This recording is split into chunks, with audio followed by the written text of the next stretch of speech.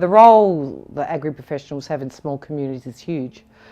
Often they are the first point of contact for people who are isolated out in the farms. So when they're talking to someone from an estate agent or a land agent or a stock agent, you know, they might go a little bit further and say, yeah, not sure how much longer I can do this for.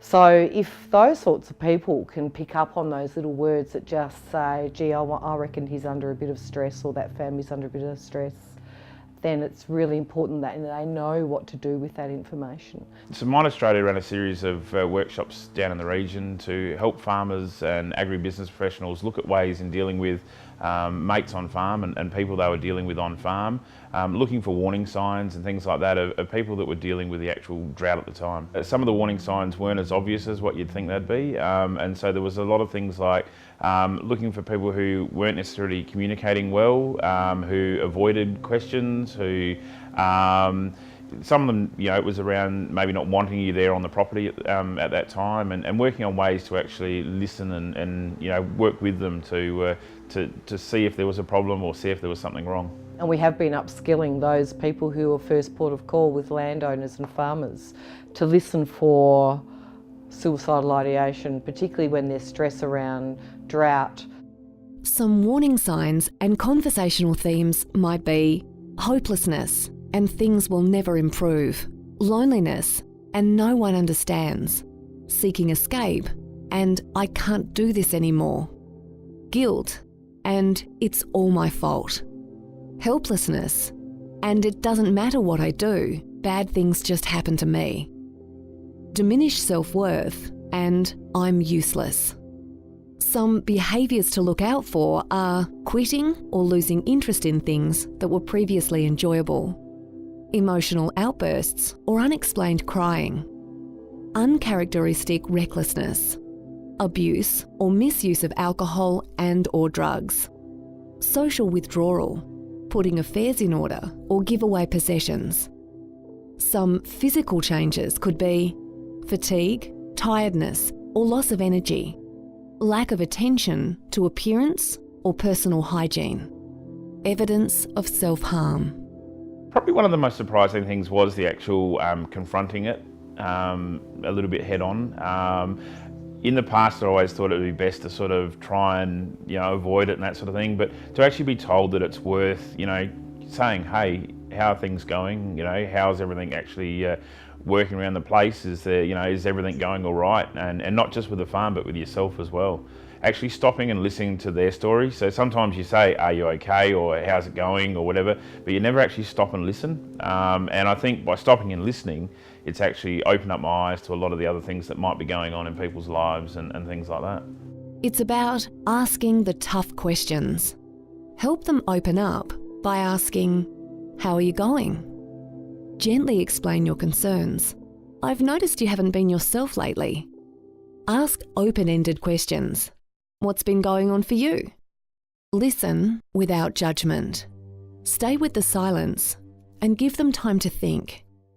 Let them know you care and support them. One of the key messages, I guess, is if somebody is saying to them, I don't think I can do this anymore. It's just something really simple like that. And then, you know, with the agri-professionals, what do they say back to them? And that might be, you know, asking a few more questions. What do you mean? What can't you do anymore? And then taking that conversation further. Do you need me to help you? I can help you.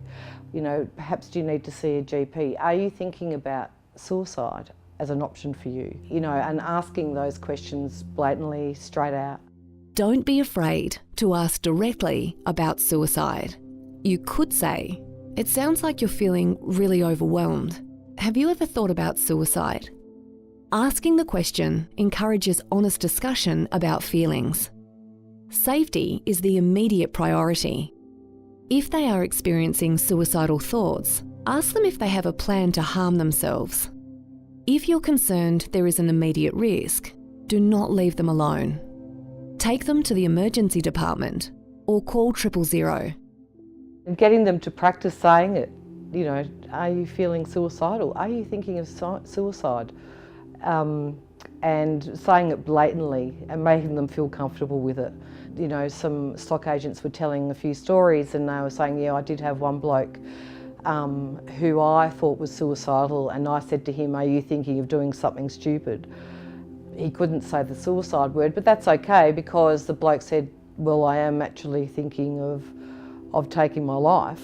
And so he did an intervention then. He said, perhaps we should have a chat about it. Or do you want to go and see someone about this? I can get you a phone number or whatever. And then knowing what to do with that answer, and I'll take you to the doctor if you want me to, or I'll take you to the hospital.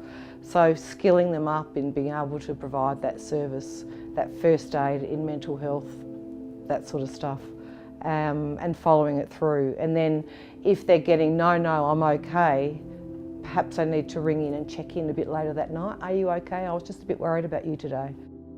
How to seek help if there's no imminent risk. Supporting someone to get professional help is a critical step. Encourage them to speak to a GP or mental health service.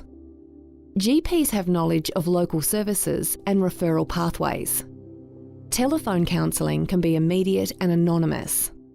Everybody should practice self-care. It is important to look after yourself. Self-care is any activity you do which helps to maintain your overall well-being. Make time to do something which makes you feel good. Choose an activity that best fits your lifestyle. Make the activity a regular habit.